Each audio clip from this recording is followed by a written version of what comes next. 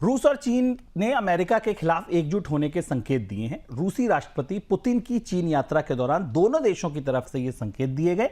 दोनों देशों की तरफ से जारी साझा बयान में अमेरिका ने गोल्डन डोम प्रोजेक्ट पर निशाना साधा गया। अमेरिका के कहा गया कि इस प्रोजेक्ट से मिडिल वेस्ट युद्ध का नया मैदान बन जाएगा। दोनों देशों ने ईरान युद्ध को लेकर स्थायी सीज फायर की बात भी कही। सर, सवाल यह है कि चीन और रूस के बीच कल हमने पाइपलाइन डील की बात कही थी, वह डील नहीं हो पाई, इसकी क्या वजह है?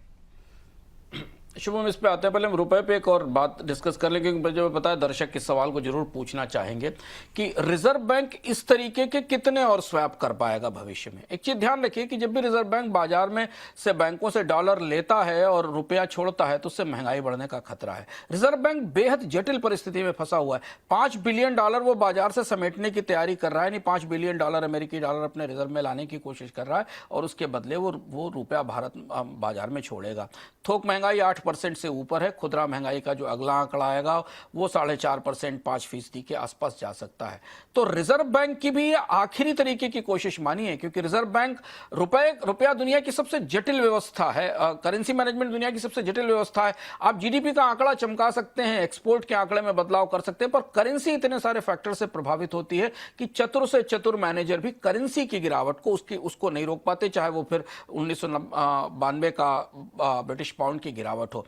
तो यहां यह ध्यान रखना जरूरी है क्यों फॉरवर्ड मार्केट में 100 के नंबर मिल रहे हैं, क्योंकि लोगों को पता है कि आरबीआई एक सीमा से अधिक स्वैप नहीं चला सकता। जितने रुपए वो बाजार में ज्यादा छोड़ेगा, बाजार में महंगाई का खतरा आने वाले दिनों में और ज्यादा बढ़ेगा और आरबीआई रेट हाइक के संकेत दे रहा है। तो इसलिए रुपए को लेकर अगर आपको तात्कालिक तौर पर कोई मजबूती या कोई बढ़त दिख रही है तो ये तुरंत की बात मानिए। और जैसा हमने आपसे कहा कि 30 से 70 बेसिस पॉइंट की बढ़त की संभावना इस स्वैप से होती है और वही आज हमने रुपए में उतनी ही उसी के आसपास की रिकवरी देखी।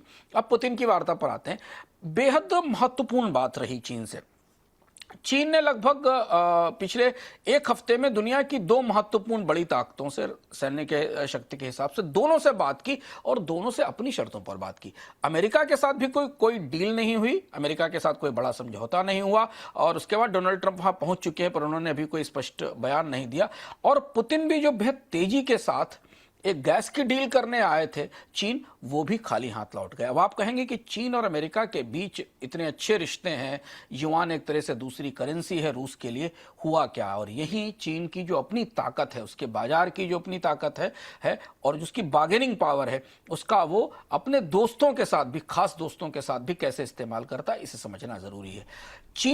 रूस ने जो गैस की प्राइसिंग तय की थी, चीन उससे सहमत नहीं है। चीन का मानना है कि मॉस्को उसे महंगी गैस बेच रहा है, जबकि मॉस्को के पास अब गैस बेचने के लिए यूरोप का बाजार मौजूद नहीं है। चीन जिस रेट पर गैस बेचना चाहता था, पुतिन तत्काल उसे कमिट नहीं कर सके।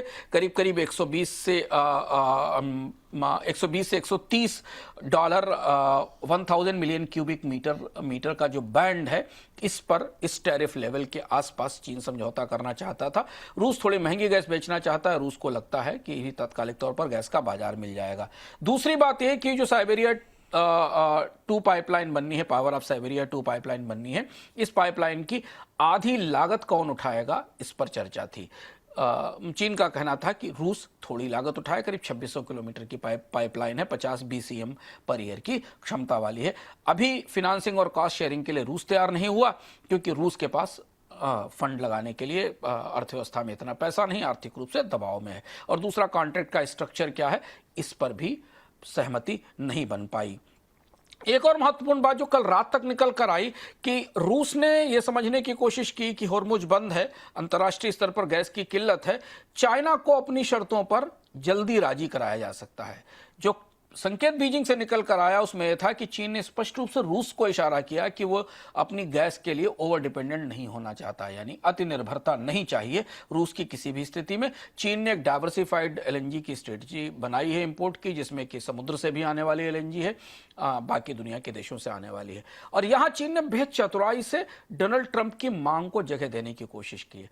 ऐसा माना जा रहा है ग्लोबल एनर्जी मार्केट में, शुभम, की चूंकि सीएनजी की बेचने के लिए, एलएनजी बेचने के लिए अमेरिका से ट्रंप भी पहुंचे थे और रूस से पुतिन भी पहुंचे थे, तो दोनों बड़े सप्लायर के बीच में चीन ने बेहद चतुराई के साथ संतुलन बनाने की कोशिश की है कि थोड़ा गैस हम अमेरिका से भी लेंगे, थोड़ी रशिया से भी लेंगे, इसलिए कोई बड़ा फैसला नहीं हुआ। इसके अलावा जो बयान आए, जो टिप्पणियां आई, वो नॉर्मल जो डिप्लोमेटिक ऐसी शिखर बैठकों में आती हैं, जो जो जो पॉस्चरिंग होती है, जो कूटनीतिक लैंग्वेज होती है, उसमें वो बयान आए।